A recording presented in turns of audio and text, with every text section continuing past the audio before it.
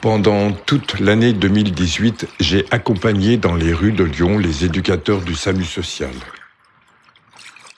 J'ai rencontré Cheyenne, qui vit de la vente de ses produits fermiers et des saisons de cueillette, fruits et légumes. Diego, son compagnon, ancien légionnaire maître chien. Martial, ex-tatoueur devenu street artiste. Et Patrick, l'ancien chauffeur poids lourd. Plus aucun n'a de domicile. Tous font la manche. Comment se retrouve-t-on dans cette situation ? Peut-on le supporter ? Peut-on s'en sortir ? J'avais toutes ces questions en tête et puis ils m'ont emmené sur des chemins de traverse. Et c'est devenu un film, parfois un peu en dehors du temps commun, hors des lieux communs, à hauteur de regard, à hauteur de trottoir. Patrick, ce n'est pas compliqué de le trouver. Il fait toujours la manche dans la même rue, qu'il vente ou qu'il neige. Je l'ai rencontré plusieurs fois durant la saison hivernale de novembre 2018 à mars 2019. Il m'a raconté d'où il venait, comment il était tombé dans la rue et comment il faisait pour survivre. Ma journée, je me lève le matin, je vais boire le café. Et j'attends qu'il y ait du monde dans la rue Victor Hugo. Je fais la manche. Et après, je vais me coucher. Bon, quand j'ai des papiers administratifs, donc j'essaye de le faire le matin, avant midi. Les gens, à partir du moment où ils te connaissent, ils sont plus solidaires ? Ouais. D'accord. C'est-à-dire que si demain tu vas dans un endroit où tu connais personne et personne te connaît, tu vas faire combien de manches ? C'est pas la question que combien je vais faire de manches. Bon, je vais faire. Si je vais dans une rue très fréquentée, il y a quand même les 30 € quoi, que j'arriverai à faire. Mais j'aurai beaucoup plus à manger, j'aurai plus de couverture, j'aurai plus de ce que j'ai besoin que. D'aide matérielle au-delà de l'argent. Au-delà de l'argent. D'accord. Parce que pour toi, c'est aussi important ? Oui, bien sûr, c'est plus important d'avoir une personne qui va, quand elle va cuisiner, elle va faire un plat de plus qu'elle va me ramener, même si elle m'invite pas chez elle, plutôt que d'aller acheter, dépenser de l'argent. Déjà, je vais payer beaucoup plus cher que ce que je devrais, et j'aurai pas dans le ventre ce qui est fait dans une maison. En mai 2018, Gabriel, éducateur du SAMU social, m'a fait rencontrer Cheyenne et son ami Diego. Ils squattent une ruine dans les bois, en pleine ville. Quand on s'est connus, du coup, vous étiez sans abri, en tout cas pas d'une manière aussi organisée. Et du coup, aujourd'hui, vous êtes presque plus sans SDF ou sans... À l'heure actuelle, on est pratiquement autonome. Il manque juste l'électricité et on est autonome. Et nous, ça va faire 1 an, bientôt et demi qu'on est ici. On a eu la visite de la police, qui savent qu'on est ici. Le fait qu'il n'y a pas de bordel, qu'il n'y a pas de crasse, qu'on entretient le terrain, on nous laisse, on nous fout la paix. Quand on n'arrive pas à manger tous les œufs, on les vend prix libre. Donc les gens, ils donnent ce qu'ils veulent et ils ont le droit à 2, 6 œufs, 12 œufs, 24 œufs, ils donnent ce qu'ils veulent. Et on va créer un potager, justement, fruits et légumes, plus des légumes pour justement faire aussi ça. Et le surplus, en fait, sera vendu pour survenir aux chiens, pour les vaccins, les puces. Et peut-être un jour essayer de créer notre association sur la protection des chiens, si le bon Dieu nous le permet. Avec Martial, c'est encore une autre histoire. Je l'ai rencontré au même moment grâce à Virginie cette fois. Le punk bouddhiste peint sur tout ce qui est à portée de sa main. Moi, je graffe sur les murs pour dire tout l'amour qu'on peut avoir les uns avec les autres, quelle que soit notre couleur de peau, quelle que soit la façon dont on parle, notre dialectique, et aussi notre philosophie de vie, notre vision des dieux. Mais on est tous pareils, on a tous besoin d'amour. Je te sais, je te suis, te devine, et pourtant ta présence n'est qu'une ombre sur le sol. Tu m'aspires, je t'expire, te transpire comme avant, mais mon corps n'est qu'un corps sous les tôles.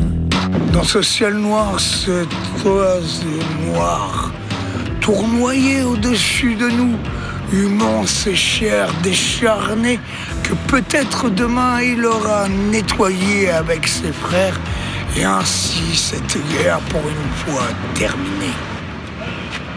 Je mets mes mégots dans les canettes, parce que je respecte là où je vis, quoi, là oui.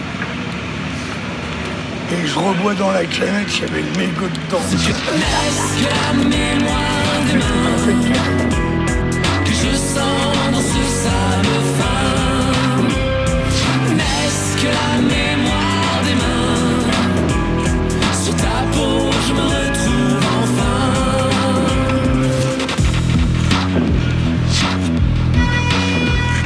Je gis sur le lit d'une mer désertée par les vagues souvenirs d'un temps. Derrière les courbes des dunes cachées, est-ce toi que dessine le vent? Donc tu peux m'expliquer cette signature? En fait, c'est M.A. C'est M l'anarchie, M la liberté. Et c'est les 2 premières lettres de mon prénom. Des signatures qu'on retrouve aussi sur ton cou. Sur mon cou, ouais, qui est là. Et c'est un jour où j'ai emmené un ami faire un tatouage. Ouais. Il me l'a offert. D'accord. Parce que l'autre fois, tu me disais, en fait, toi, t'es tatoueur. Mais je peux plus maintenant. Ouais. Parce que j'ai des problèmes avec mes doigts. Je suis tombé de 14 mètres. Mais je suis toujours en vie. Quand même, hein, faut le faire, ça. Et voilà. C'est pour ça, j'aime la vie. C'est pour ça que mon anarchie est un cœur. Quand on tatoue, c'est simplement pour faire les contours. Les contours en noir. Et elle est en couleur. Sauf que ma colorieuse est en noir et blanc. Chez les Romains, le dieu Mars n'aimait pas faire la guerre. Il préférait faire l'amour. Du coup, il créait des martials, des généraux, qui allaient faire la guerre à la place de lui, pendant que lui allait faire l'amour. Et Nori, ça veut dire première lueur. Donc Martial, Nori, qui sont des noms qui m'ont été donnés comme ça, eh ben, ça veut dire guerrier de la paix. C'est pour ça que je suis bouddhiste. Les journées où j'ai peur, c'est les journées où je sais que je suis en vie. Parce que j'ai quelque chose à faire. Et si je le réussis, eh ben la peur a disparu. Et du coup, je suis en vie. Siddhartha a dit, si tu sais faire naître un sourire qui n'est pas le masque de la haine, le mépris, le dédain ou la peur, ce sourire est vrai et se transmet à toute l'humanité. Des fois, je me parfume avec la bière.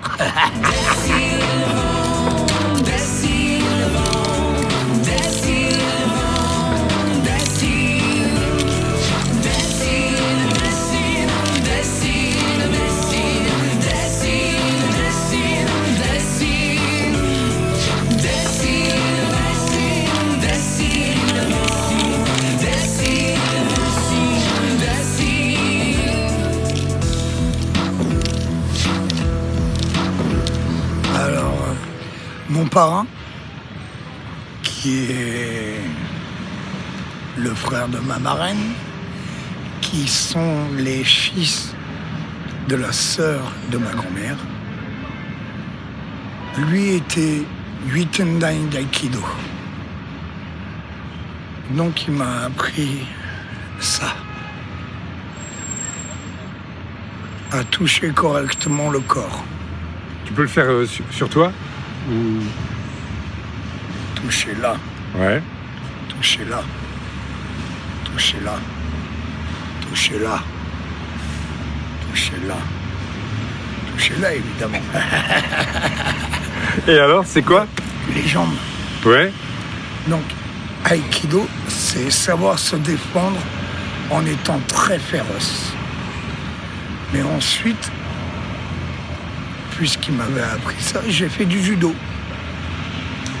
et après du jiu-jitsu et du karaté. Mais entre-temps, j'ai joué à l'épée. Et c'est pour ça qu'au coin d'une rue, souvent j'ai rencontré des gens inattendus qui me demandaient ce que je faisais et qui se demandaient pourquoi j'étais là. Mais j'étais là simplement pour leur dire « Soyez vrais,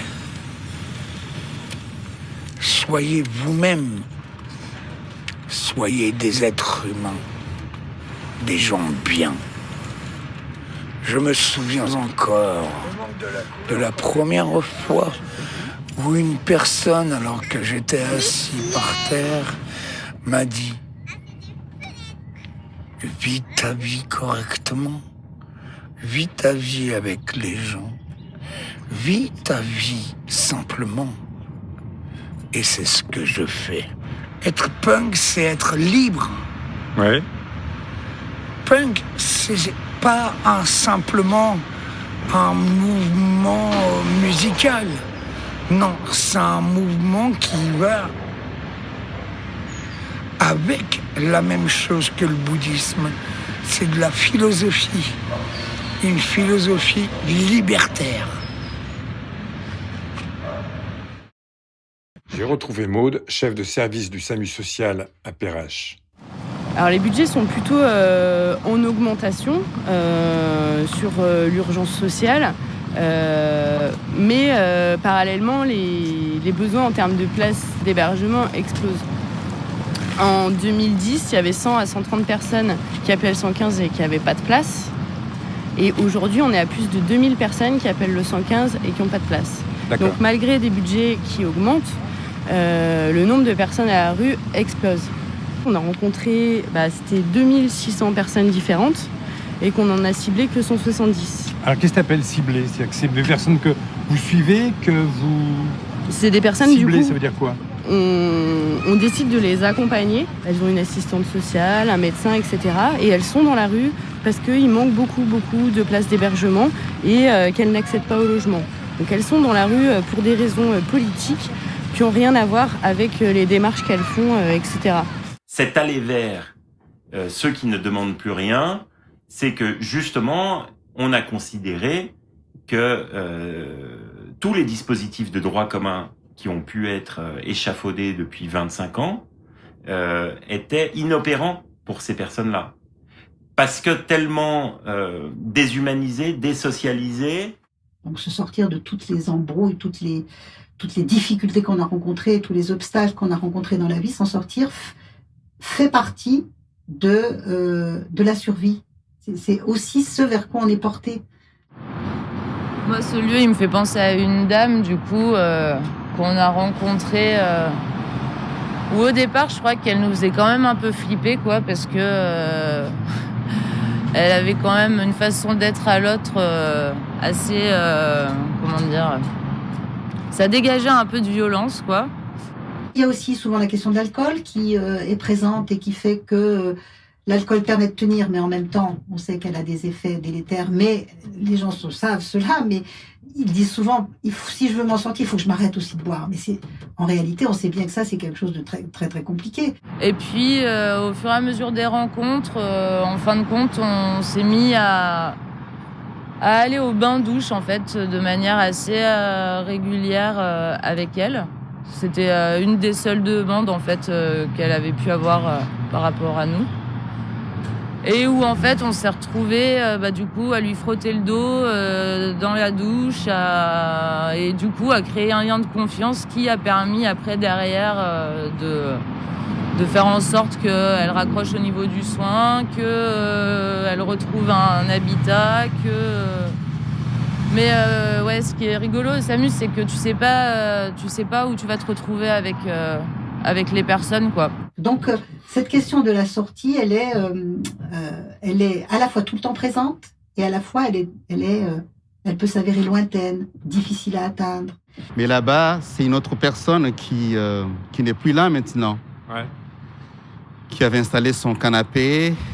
À côté, il y avait une panier de fruits, des fleurs, un petit coin bibliothèque. comme dedans. Quelles sont les conditions que propose, que promeut, que permet le milieu, l'environnement dans lequel se trouve la personne à un moment donné, qui vont lui permettre d'agir et d'agir pour précisément parvenir à faire les pas.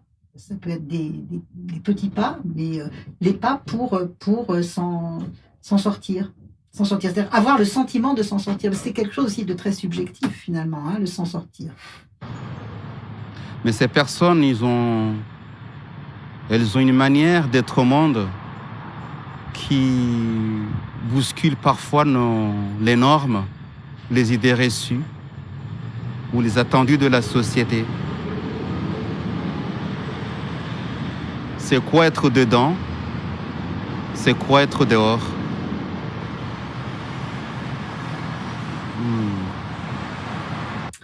Quelqu'un peut dire je m'en suis sorti et puis peut-être celui qui est en face va dire ah bon. Ce qui est certain, c'est que on peut, en tout cas, ça c'est plutôt quelque chose de positif, en tout cas dans l'action que peuvent mener les travailleurs sociaux, les intervenants sociaux et soutenus par les politiques publiques, c'est que mettre en œuvre des conditions de possibilité pour que ça soit réalisable. Voilà. Donc ça, je pense que les travailleurs sociaux devraient avoir, me semble-t-il, une attention particulière à ce mouvement de la sortie et ne pas le renvoyer à des impossibilités, c'est-à-dire de ne pas demander aux gens de faire des choses qui sont impossibles. Ne pas demander aux gens des choses qui sont impossibles. Patrick, comment tu t'en sors? Et vous, Diego, Cheyenne, Mars? C'est important de donner une bonne image parce que en dormant dehors, en se battant dans des endroits, c'est quand même une gêne pour les habitants. Alors on est en détresse, mais faut essayer de se faire remarquer le moins possible, quoi. Ouais, parce que à chaque fois qu'on arrive à quelque part, il y a un SDF qui est posé là, c'est malheureux, mais ça fait quand même une gêne. Hein. Une gêne pour les habitants. À ton avis, pourquoi ça les gêne? Je sais pas, parce qu'on est dehors. Alors que, à entendre les médias, il y a de la place pour tout le monde. Donc, eux, ils peuvent penser que c'est nous qu'on a voulu ça. Tu as travaillé 25 ans comme chauffeur. Et pourquoi tu as arrêté de travailler? Parce qu'à un moment donné,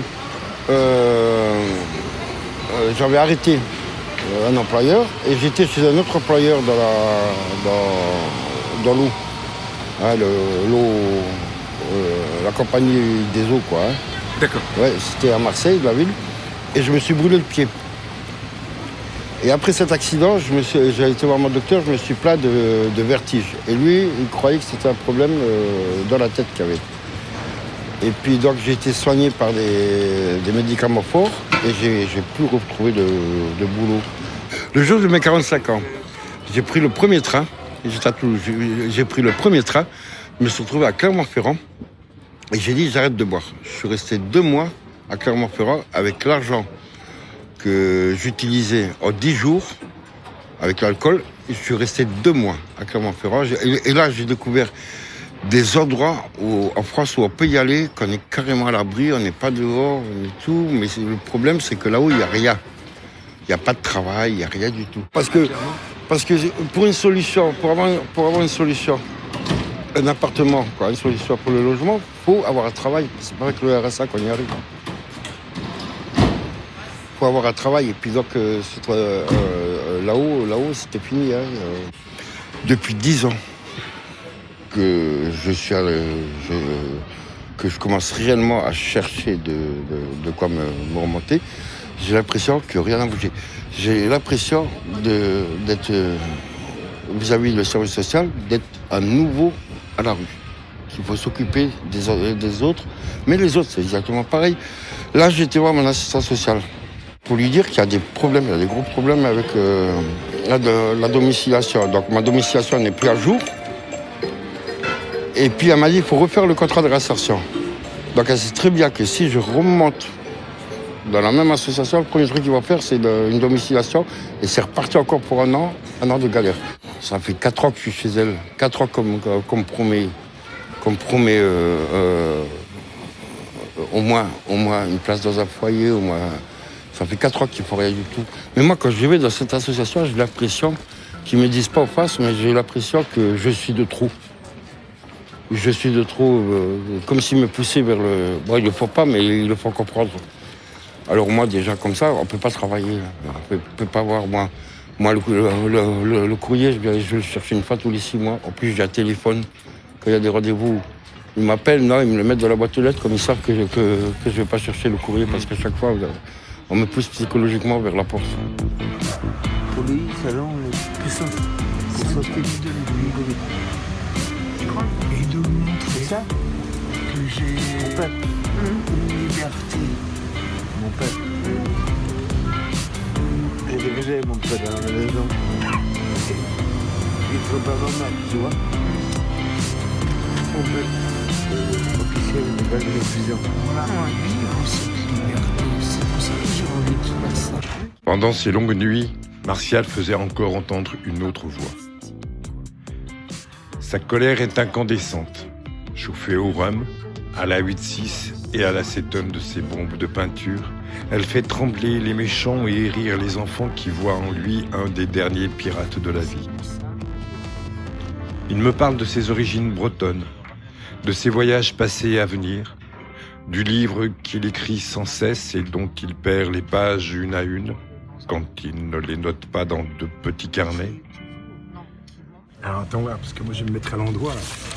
Allez, parfait.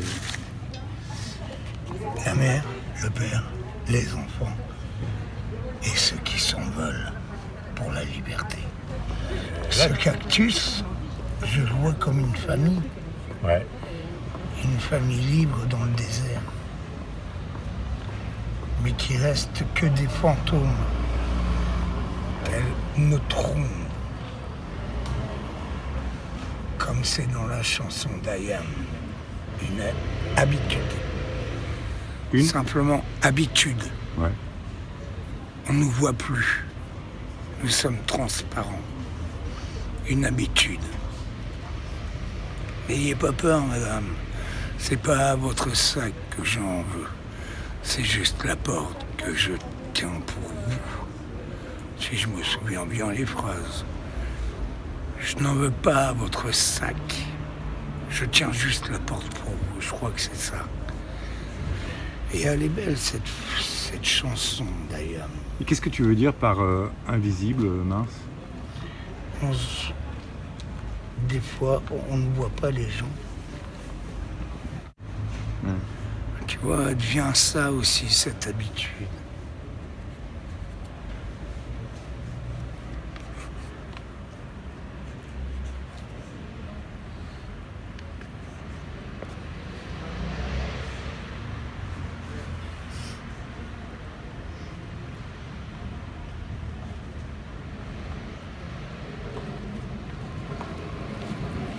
Et à toi.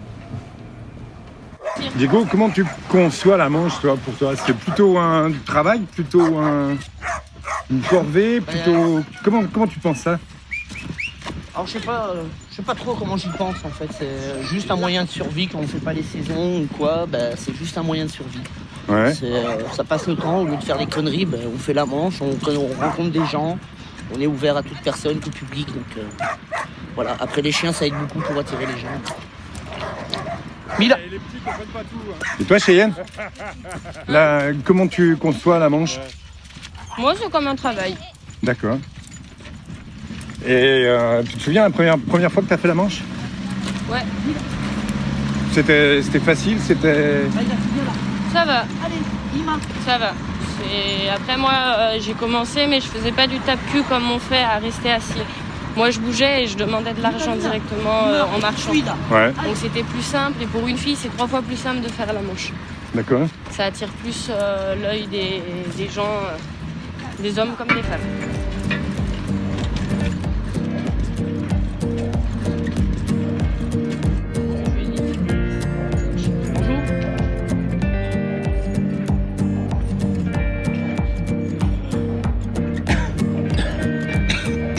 Baïda, 2 fois.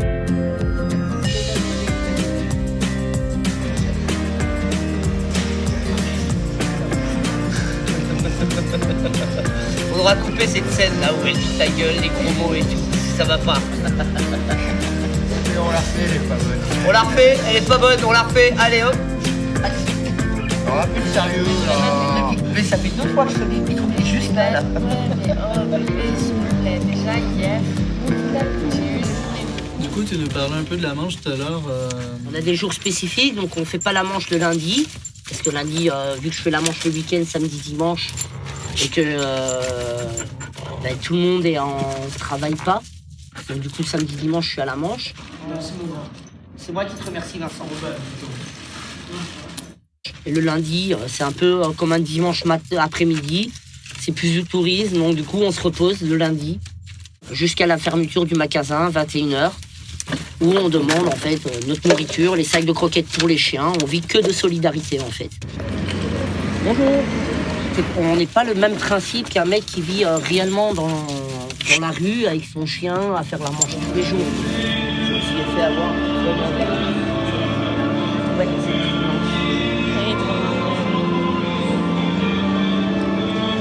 bonjour. Comment allez-vous?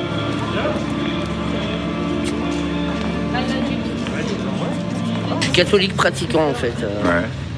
Non, c'est pas un chou-fleur, c'est un micro.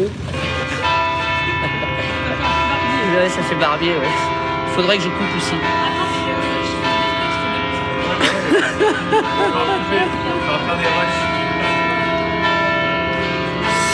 Voilà. Rapport à la religion. Moi, je suis catholique pratiquant et je vais bien après parce qu'il y a beaucoup de bruit autour. Je vais tous les dimanches en fait à la messe. Je viens ici juste pour prier. Et même aujourd'hui, dans les moments un peu de galère, une prière, c'est bon. Ouais. On demande le pardon, on demande de l'aide et demande et tu recevras. D'accord. Et tu as l'impression que prier t'aide à vivre ton quotidien? Ouais, la foi donne beaucoup de force. D'accord. La foi me donne beaucoup de force. Il est peut-être l'heure de rentrer, hein?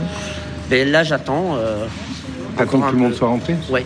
D'accord. Que tout le monde rentre et puis après, en fait, moi, je me pose au fond. Je viens ici, mais je donne aussi un coup de main aux gens, aux personnes handicapées, comme ma compagne l'a fait, aux gens qui ont une poussette, qui sont tout seuls pour porter les poussettes ou les enfants. Donc du coup, on rend service en même temps. On fait pas ça pour gagner la pièce, on fait ça par bon cœur et juste par solidarité. C'est notre principe, on parle. Moi, j'aimerais que si un jour je viens à être handicapé, on vienne m'aider aussi pour monter des marches d'escalier. Après, moi, j'ai été éduquée comme ça, donc c'est les éducations qui fait le monde. Ça va faire 10 ans que je pratique la manche. D'accord. Et qu'est-ce qui te... Alors, c'est quoi? C'est parce qu'il y a un moment donné... C'est un choix de vie. Faut faire rentrer le pognon, quoi. C'est un choix de vie. Non, quand vous allez faire des séances comme ça, des marathons de manches. L'argent, c'est pour les vaccins, les puces, les croquettes. Là, on a 9 chiens. Sur la meute, ça mange entre 10 et 12 kilos par jour. Donc en fait, ça part tout dans du stock de croquettes. On a encore de la chance d'avoir quelques associations qui nous soutiennent aussi. Et qu'on n'a pas besoin de la SPA, en fait, suffit juste de savoir parler comme il faut, de leur expliquer la situation en disant que c'est notre choix de vie, mais seulement on récupère les chiens qui sont maltraités ou quoi. Comme la Tika, Eiffel a été abandonnée, entre guillemets, on va dire. Leur papa a été abandonné. Baïda a été trouvé dans les poubelles. Donc voilà, c'est comme ça. C'est mon rôle. Tout tourne autour des chiens, quand même. Tout tourne autour des chiens, en fait. Ouais. C'est Baïda. Baïda, c'est de l'arabe, ça veut dire blanc. Si un jour on m'envoie un mail en disant voilà, Diego, il nous faut quelqu'un pour récupérer un chien sur la 411, j'irai jusqu'à là-haut récupérer le chien ou ramasser le chien pour qu'il puisse rester avec la meute. Là, c'est Karma, c'est son fils. Meiko, c'est un malinois 3e lévrier. Sa mère, c'est Baïda. Ima, c'est du tibétain, ça vient d'Himalaya. Et en français, ça veut dire neige. En arabe, ça veut dire maman.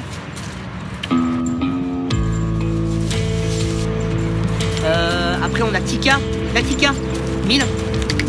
On a l'Attica, là c'est un berger australien croisé.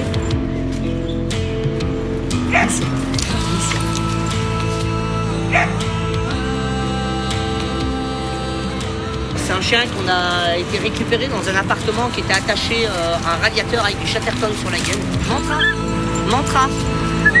Alors, le gros là, en contrebas, faut descendre, mais il y a une grotte de sable. Ah ouais? C'est une ancienne source thermale. On pourra aller voir un de ces jours? On peut aller la voir même maintenant, ouais. Mais faut faire attention de ne pas glisser. Donc là voilà. Non, en fait, c'est là où il y avait grotte de... Ah ouais.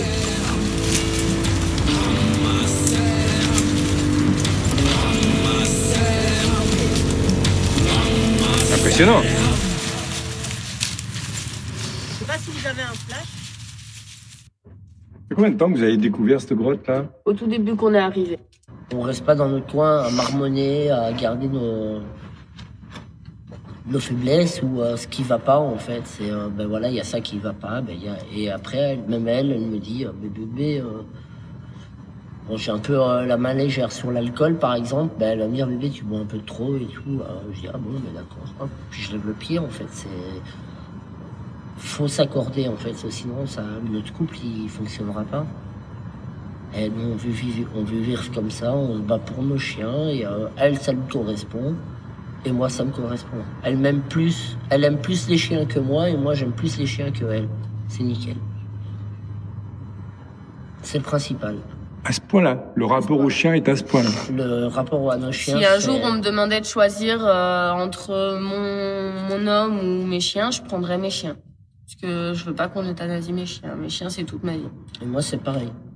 Un chien est plus fidèle qu'un être humain. Et notre rapport, nos chiens et nous, c'est comme ça. On s'aime tous les deux. Autant j'aime la terre, autant que j'aime la Bible. Et elle, je pense, c'est pareil. Carrément. Nos chiens passent avant nous. Si on n'a pas on a 5 € dans la poche, nos chiens passeront. Les 5 € passeront pour les chiens et pas pour nous. Moi, je me passerai de fumer, de boire, et elle aussi, ça sera pareil. Et l'argent partira que pour les chiens. Et ça arrive très rarement, en fait. On est remonté aujourd'hui avec 19 kilos de croquettes. On a fait très peu d'argent, mais 19 kilos de croquettes. Nickel. Nickel, on ne demande pas plus. Ça sert à rien.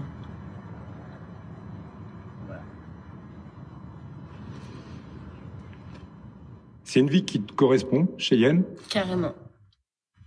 Je me sens plus libre de faire ce que je veux que dans un appartement. Ouais. Je sais que quand je fais maman, je sais que les sous que je fais, c'est pour moi et pour mes chiens et pas pour payer un loyer ou pour payer des impôts ou quoi que ce soit. C'est vraiment rien que pour moi et c'est ce que je veux. Et c'est vrai que l'argent qui tombe dans ta main, tu sais exactement à quoi il est utilisé, quoi. À quoi il est utilisé, c'est ça. C'est intéressant, ça. Je préfère faire comme ça puisque je sais que le loyer, l'argent peut partir on ne sait où.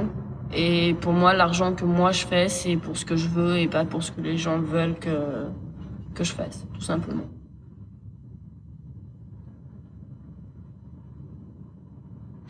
T'as vécu seule dans la rue? J'ai vécu seule dans la rue. J'ai vécu 2 mois toute seule dans la rue. Ouais. Et 2 mois pour une fille qui vient de tomber tout juste dans la rue, c'est pas facile. Mais je suis toujours là, donc...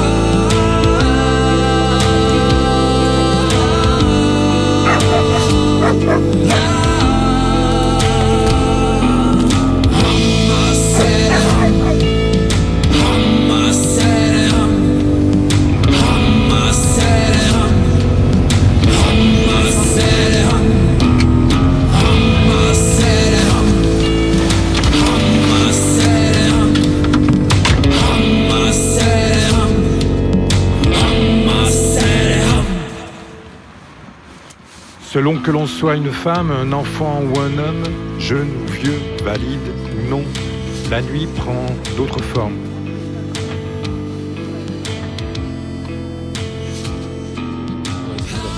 L'objectif, c'est que le 4 février au soir, il dort malade pour que le collègue puisse l'emmener. Et d'ici là, c'est un petit peu faire en sorte qu'il puisse s'approprier les lieux. Du 1er novembre au 31 mars, des équipes de nuit composées de 4 éducateurs et 4 infirmiers viennent renforcer chaque année le SAMU social. Elle a dit qu'elle dormait sur Vaux-en-Velin, dans une cabane. Chaque soir, les situations sont relayées. Elle a dit des choses. Chaque matin, un retour est fait des événements de la nuit. Oui, j'ai dit. Et c'est le citoyen qui a écrit l'INEA. Je les ai accompagnés 2 hivers consécutifs. Donc voilà, une fois qu'il a perdu la professionnelle, il va bien regarder.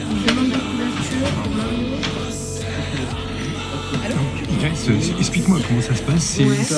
C'est toi qui appelles le 115 ? Oui, en fait, ce qui se passe, c'est qu'après la relève avec l'équipe de jour, nous, avant de partir, on appelle le 115 et on se met au courant des signalements qui sont en cours. Il me semble que c'est côté gauche. Ah non, c'est le victime. Après, nous, on se met au fait avec le 115 pour savoir si les personnes qui sont placées par nous se sont rendues dans le gymnase.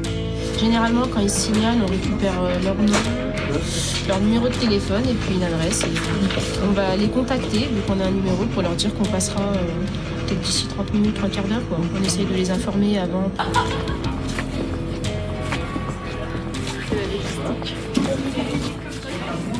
Organisez les caisses. C'est toujours les mêmes profils de personnes et toujours autant de familles, autant d'isolés, autant de réfugiés. Et c'est une bonne équipe avec Nasser ? Ah oui. Ah oui, on a passé des bons moments quand même, hein, malgré que le travail soit dur. Heureusement on est en binôme. Et heureusement que je suis tombée sur Nasser aussi. Pourquoi ? Parce qu'il m'a beaucoup aidé. Nasser, il a de la bouteille, comme on dit. Ça fait un petit moment qu'il connaît le SAMU social. Et au début, je l'ai dit, j'étais un peu perdue parce qu'il y a plein de choses que j'ignorais et qu'il y a plein de situations qui m'ont bousculée. Enfin, je le dis, il y a beaucoup de fois où j'ai pleuré. J'ai pas su me retenir. Pas devant les gens, mais à d'autres moments. Et ouais, Nasser, il était là à chaque fois et il m'a permis de me libérer, en fait, Nasser. Il m'a appris beaucoup de choses. Même si on n'a pas le même boulot, au final ça se rejoint, hein, mais Nasser il est travailleur social, je suis infirmière, donc c'est différent, mais on se rejoint sur le SAMU social, sur nos missions. Ça fait combien de temps, Inès, que tu travailles au SAMU social ? Alors j'ai commencé début novembre, donc bientôt 3 mois. Et ton métier de base, c'est quoi ? Infirmière. Et toi, Amandine, c'est quoi ? Je suis éducatrice spécialisée. Et donc, vous travaillez en équipe pratiquement tout le temps, toutes les deux, Amandine et Inès ? Tout le temps, ouais. L'hébergement en France, jusqu'à changement, en tout cas, c'est un droit inconditionnel. Donc, elles ont droit d'accéder à un hébergement et un certain nombre sont dans les hébergements. Et une des solutions serait de régulariser ces personnes pour qu'elles puissent accéder à un logement et qu'elles puissent travailler. J'ai rencontré une femme avec ses 2 filles qui sont arrivées de Géorgie il y a 3 mois de ça. Tu m'arrêtes si je dis des bêtises. Qui sont en fait, elles sont à la rue, hein. Pas d'autres mots. Elles ont fait une demande d'asile. Ce qui s'est passé en fait, c'est que là elles étaient dans un garage, elles ont pu y rester quelques temps. Mais depuis avant-hier, elles se sont fait jeter parce qu'apparemment il y avait des problèmes, ça posait des soucis avec le voisinage. Etc. Donc là, ce soir, elles se retrouvent un peu à la rue. Elles ont trouvé un autre immeuble dans lequel rentrer. Et c'est désespérant.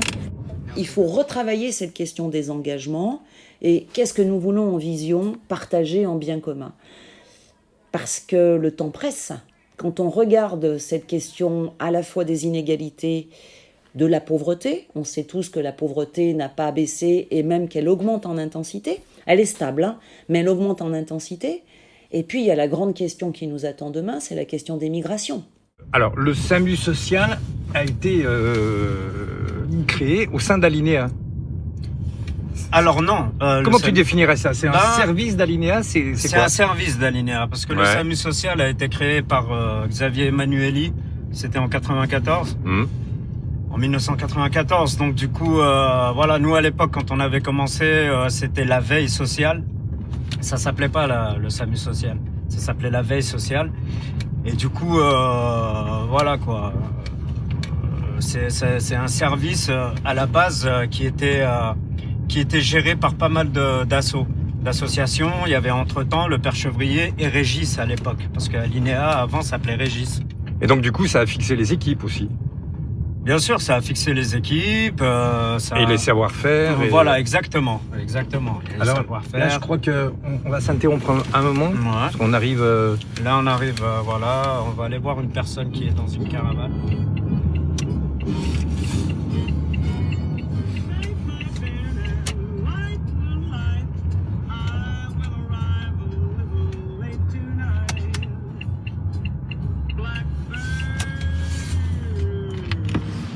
Il y en a qui se cachent, il y en a qui dépérissent entre guillemets à la rue, qui ont des problèmes de santé physique, psychique phénoménaux et du coup qui sont dans une situation, dans une zone grise inextricable. Donc il me semble qu'il faut les en sortir. C'est pas des gens qui pourront rentrer chez eux. J'ai rencontré une fois un homme qui avait fait 3 crises d'épilepsie à la suite. Donc il était complètement amorphe, il était alcoolisé en plus. Donc il était épuisé et 3 crises d'épilepsie, ça nécessite d'aller aux urgences tout de suite. Et il refusait que j'appelle le 15, il refusait que je l'aide, il refusait tout de moi parce que en fait cet homme avait un chien. Et dans les hôpitaux, les chiens ne sont pas acceptés. Donc il a refusé de laisser son chien, c'est compréhensible, mais ça va à l'encontre de mes missions. Mais je peux pas forcer les gens, donc j'ai honoré sa demande. Je l'ai veillé, mais il aurait fallu des soins sur le coup. Donc alors, c'était quoi ta réaction? T'es restée auprès de lui? Ouais, je suis restée auprès de lui. J'ai pris... après, au SAMU, on a le minimum, matériel minimum, quoi. Je lui ai pris sa tension, sa température. Je lui ai parlé, j'ai regardé ses pupilles. Enfin, voilà, des choses que je pouvais faire, mais j'ai rien pu faire plus. J'ai pas le droit d'administrer des traitements, j'en ai pas, de toute façon, et heureusement. Mais il aurait fallu bien plus à ce moment-là. Et j'ai laissé après cet homme dans la rue, à sa demande. Tu l'as revu? Oui, je l'ai revu. D'accord. Je l'ai revu, c'était un homme qui était connu du SAMU social. Je l'ai revu plusieurs fois, il allait bien, hein. Mais il n'est pas traité pour son épilepsie, donc il en fait souvent. Et à chaque fois, c'est la même chose. Il veut pas aller aux urgences, il veut pas que les pompiers interviennent. À cause. Parce qu'il a un chien. C'est frustrant. J'ai ressenti de l'impuissance, de la frustration, pas que sur cette situation-là, mais c'est celle-là qui me vient en tête. Parce que le but d'un infirmier, c'est de prendre soin des personnes. Et là, ce que j'ai fait, j'ai pris soin de lui autant que je pouvais, mais c'était pas assez. Donc je crois que c'est là-dessus qu'on est en train de... Je sais pas si on se loupe, mais on n'a pas un discours là-dessus. On s'est encore un peu paumé là-dessus. C'est un peu... J'extrapole un peu politiquement, mais c'est un peu comme la gauche, quoi. On s'est un peu perdu dans... ça sert à rien de dire qu'il n'y a pas de migrants, d'être dans une espèce de dénégation des problèmes qui sont là. Il faut qu'on regarde ces problèmes-là, il faut qu'on les transforme. Moi, franchement, ce genre de situation, ça me révolte de voir 2 gamines qui sont censées être à l'école, avoir une vie normale comme tout le monde, avec une maman qui est en fauteuil roulant, qui a une mobilité qui est altérée, des risques plus, et qui se retrouve à la rue comme ça en hiver. Moi, ça me laisse sans mots. Nous, dans ces situations-là, on peut rien faire de plus. On a récupéré leur nom, leur date de naissance pour faire une fiche de signalement qui sera envoyée par Pierre-Antoine. On va marquer bien les points de vulnérabilité, à savoir que c'est une famille qui est isolée, une femme en situation de handicap, avec 2 filles. Voilà. C'est tout ce qu'on pourra faire de plus, en espérant que peut-être avec le plan froid, il y aura peut-être une... Et encore, les gymnases, c'est pour les personnes isolées, donc pas dit qu'elles aient quelque chose, quoi. À voir. Et le fait d'être handicapé, accompagné de 2 enfants mineurs, ça donne aucune priorité de danger, quoi. Si, c'est un point de vulnérabilité en plus. Ouais. Après, manifestement, c'est pas suffisant pour que ça alerte et qu'on se dise que c'est pas normal que ces gens-là soient dans la rue, manifestement ça choque pas. Donc ça,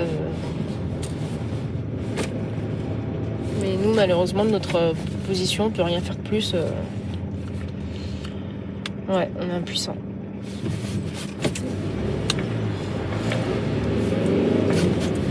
T'arrives à le retrouver, ton métier d'infirmière, dans des situations comme celle-là?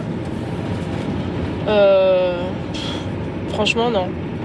Enfin, j'ai mon regard clinique, entre guillemets, qui va... Mais après, voilà, c'est des choses quand même qui sautent aux yeux. Il n'y a pas besoin d'être infirmière pour se dire qu'une personne qui est dans un fauteuil, qui a plein de risques, quoi. Enfin, et que c'est...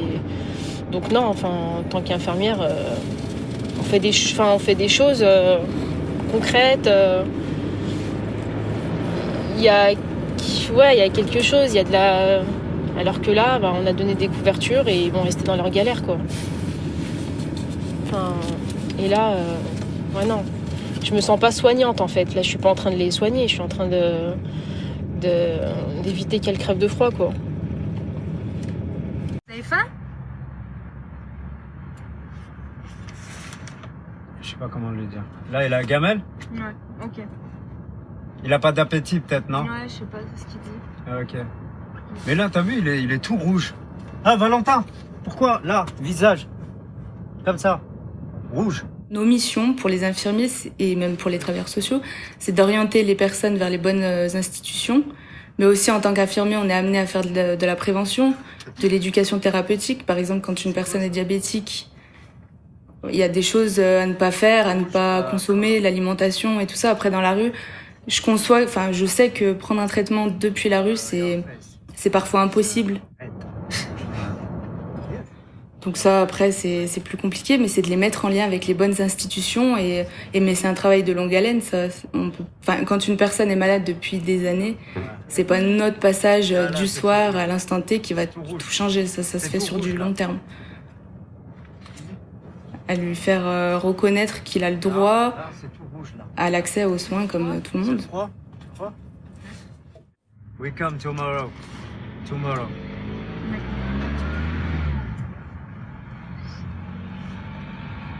Ok, ça marche.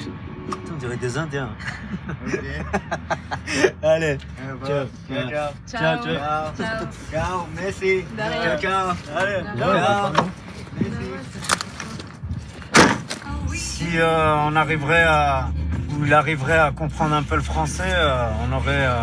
Il a des choses à dire. Ouais, on aurait de bons sujets de conversation et voilà, en tout cas, ça lui fait plaisir, lui, de nous voir, hein. Parce qu'apparemment, il n'y a personne qui le connaît, personne vient le voir. Sur les métropoles, on le voit bien. Les bidonvilles ne décroissent pas. Je pense même qu'ils croîtront. Donc, du coup, bien. Ah, de toute façon, il y a l'équipe de jour, ils vont prendre le relais, ils vont aboutir. Il y a eu des cas similaires, hein, pareil, avec des gens qui comprenaient rien, qui savaient pas qu'est-ce qui se passait autour d'eux et tout ça. Après, petit à petit, voilà, quoi. C'est pour ça qu'on dit, ça c'est un travail à long terme. On n'a pas des résultats tout de suite. Je crois qu'il ne faut pas leurrer les gens. On n'arrêtera plus l'immigration. On n'arrêtera pas la mondialisation. La mondialisation, elle est. Du coup, on va où, Maud? On peut tester c'est bon. les gens de débit. Non, surtout pas. Pas ce soir. Il est minuit 10. Et cette question du dedans et du dehors, elle va exploser de manière phénoménale. La question du dedans et dehors. Est-ce que tu es dans le cercle ou est-ce que tu es en dehors? Et là, le travail social aura tout ce travail de passage à réinventer, et il ne pourra pas le réinventer sans doute avec ce que les politiques publiques lui donneront comme prescription. Je crois que c'est là où le schisme va s'installer de plus en plus. On a été un moment, je pense que dans les années 56, quand ça se créait, on était assez conscient qu'on était... Enfin, moi, j'ai fait mes études 30 ans plus tard, mais on avait encore en tête 68, après post-68, on était passé, on ne voulait plus être dans le contrôle. Hein, on voulait être dans la libération. Mais on se leurre. On est quand même, on vit de subventions publiques, donc on est quand même, il faut s'assumer comme agent de régulation si c'est pas agent de contrôle. Mais il faut d'autant plus l'assumer pour pouvoir le contourner. Depuis un an que je tourne dans la rue et que j'interviewe pas mal de gens, j'ai l'impression justement qu'il y a plus de sens, il y a plus de, on va dire, d'humanité dans des petits espaces comme ça, que chacun se crée. Diego, Cheyenne, Martial, qui arrivent à tisser des relations vraiment d'entraide et de respect, de solidarité, mais que chacun est chacun arrive à créer dans sa bulle, quoi, mais pas au-delà. Il faut rester dans le même quartier, je pense. Enfin là, les points communs des personnes que tu as dit, c'est qu'ils sont dans un quartier, ils connaissent les commerçants, les voisins qui passent tous les jours.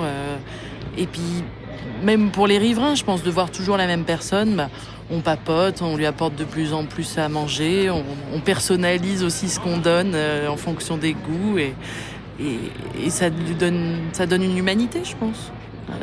Enfin, la personne a un prénom, un visage, une histoire. C'est l'occasion d'échanger vraiment quelque chose. Mais il faut rester au même endroit. Ouais. Tu l'as vu, toi, ce glissement, quand les gens ont commencé à te connaître ici? Oui. Ouais. Ça fait combien de temps que tu es ici? Ça va faire 7 ans, 7 ans. Au mois de juillet, 1er juillet. Ouais. Et tu te souviens du début? Quand tu es arrivé? Ah oui, ici? Ouais.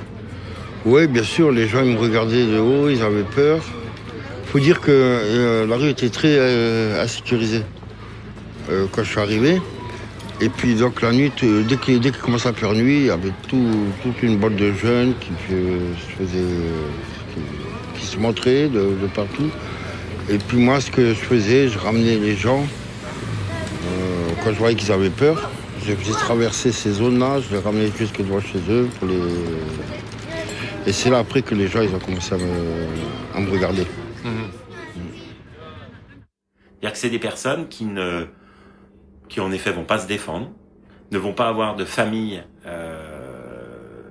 pour aussi les défendre, et on est vraiment dans ce mécanisme d'auto-exclusion.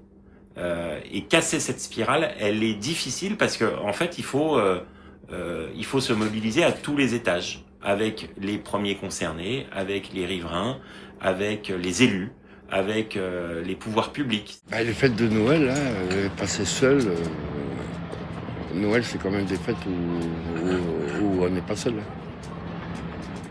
Il y a une notion d'urgence vitale et puis d'une urgence relative. Toutes les personnes dans la rue sont en situation d'urgence. Toutes, évidemment, ne nécessitent pas qu'on les, de force, qu'on les mette à l'abri. En tout cas, c'est absolument pas la philosophie de l'approche du SAMU social, qui est celle, d'abord, de cheminer à côté, de faire émerger un désir et de pouvoir y répondre. C'est quand même un petit peu compliqué, enfin compliqué non, mélancolique oui. Ouais, c'est une période déjà où, une période de joie, les gens sont beaucoup moins stressés. Mais cette année, ils étaient plus stressés que les autres années. Et il y a aussi beaucoup de gens, pas que la période de Noël, là. Bien avant déjà, ils venaient les week-ends, surtout les Parisiens, parce qu'ils savaient qu'ils allaient avoir de la casse et qu'ils avaient peur de cette ambiance de gilets jaunes. Alors ils sont venus à Lyon, parce qu'à Lyon, c'est plus tranquille. Il y a des gens avec qui tu as discuté, avec qui étaient parisiens, qui sont venus. On s'éloigne de Paris, quoi. Voilà, on s'éloigne de Paris parce qu'on ne sait pas sur quoi on va tomber. D'accord. Et en étant dans la rue, tu as probablement une écoute particulière par rapport aux soucis des gens. Est-ce que les gens t'en parlent volontiers de ce qui se passe au niveau des gilets rouges? Oui, bien sûr. Ils parlent parce qu'il faut qui discutent. Hein, donc le premier... Gilets jaunes, pardon. Oui, gilets jaunes, oui. J'ai pas repris, mais j'avais compris. Mais oui, ils en parlent parce qu'il faut qu'ils se dégagent, quoi, pour pas faire de dépression, parce que ça se voyait que ça leur portait sur le cœur, quoi, hein, ce problème-là. Et puis donc, j'ai essayé de les rassurer, moi aussi. Hein, mais c'était ça le plus gros problème. Hein. D'ailleurs, s'il y a eu beaucoup moins de monde dans les magasins, les samedis, les magasins à 4h30 systématiquement, pendant les périodes de Noël, systématiquement, ils fermaient les magasins parce qu'ils ne voulaient pas prendre de risques. Et il y a beaucoup de commerçants aussi qui se sont plaints à cause de ça, parce qu'ils payaient du personnel, alors qu'à partir de 4h30, c'est là qu'ils commencent à travailler. Quoi. Et toi, personnellement, t'en penses quoi des Gilets jaunes? Oh, moi, je dis, on leur met la faute de toutes les dégradations, mais c'est pas eux, quoi. C'est des gens qui se mêlent au mouvement. Les Gilets jaunes,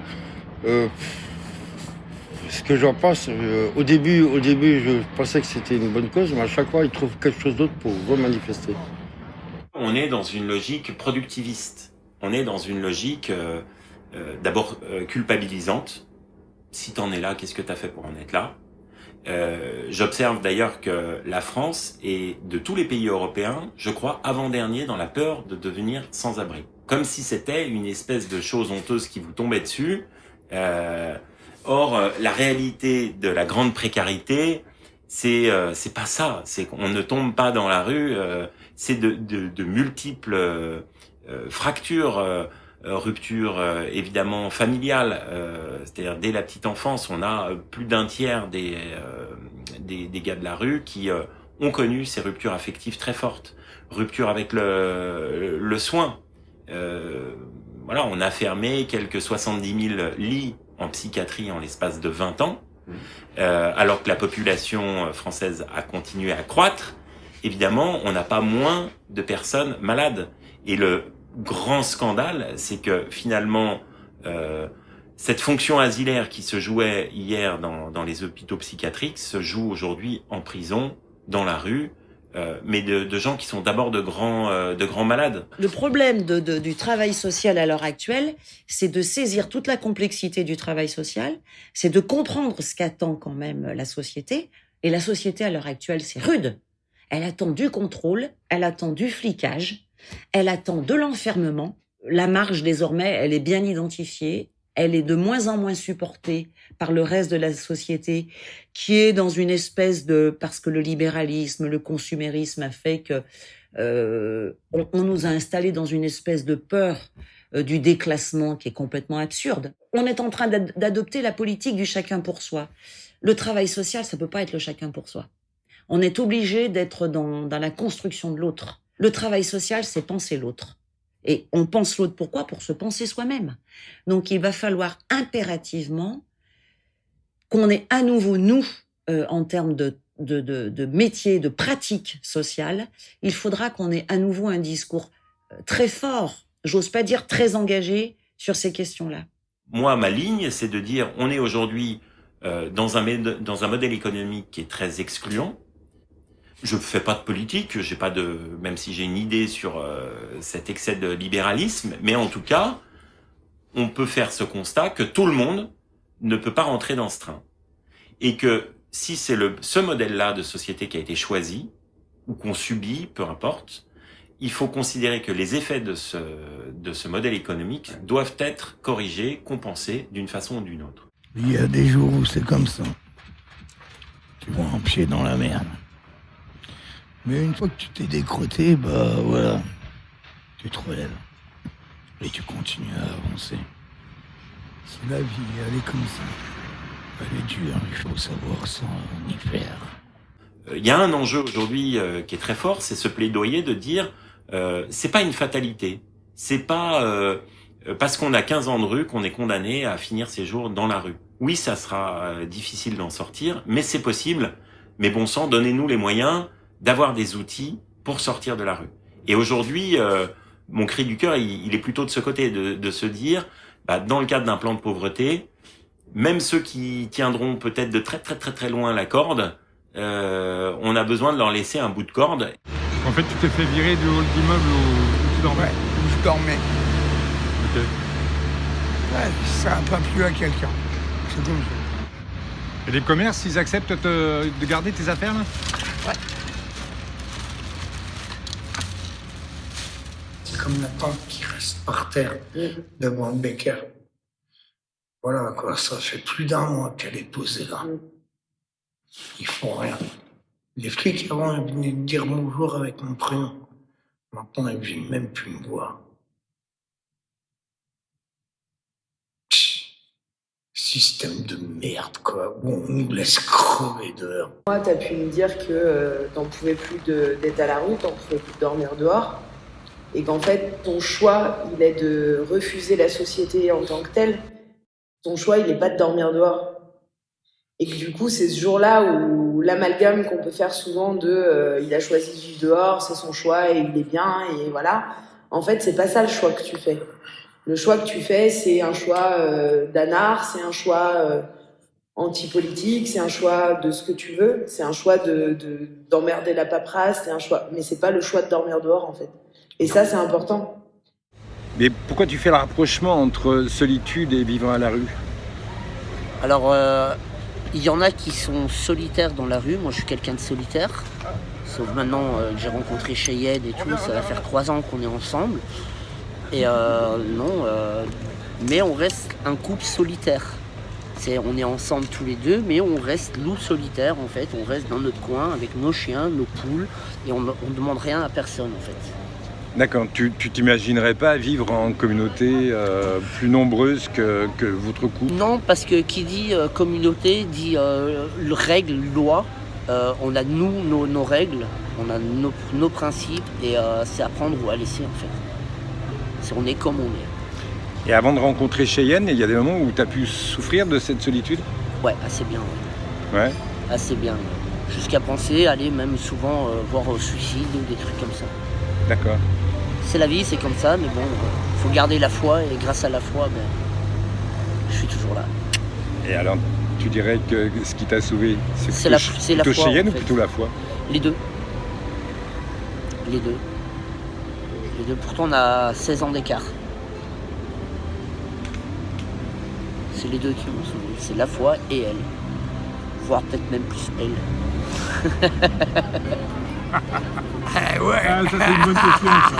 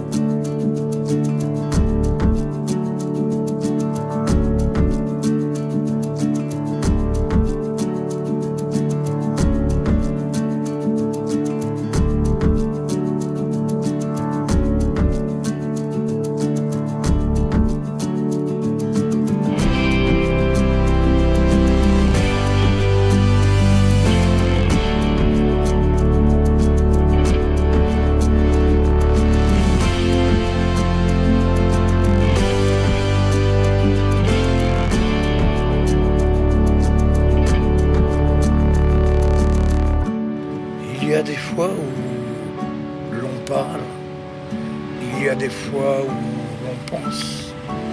Il y a des fois où on nous parle pour pouvoir avancer. C'est toujours comme ça, la vie. Elle est nette et précise. C'est comme ça. Même si on ne veut pas, même si on a peur, les choses de la vie ne doivent pas faire peur. Nous sommes simplement des êtres humains qui devons vivre les uns avec les uns. Ainsi va la vie.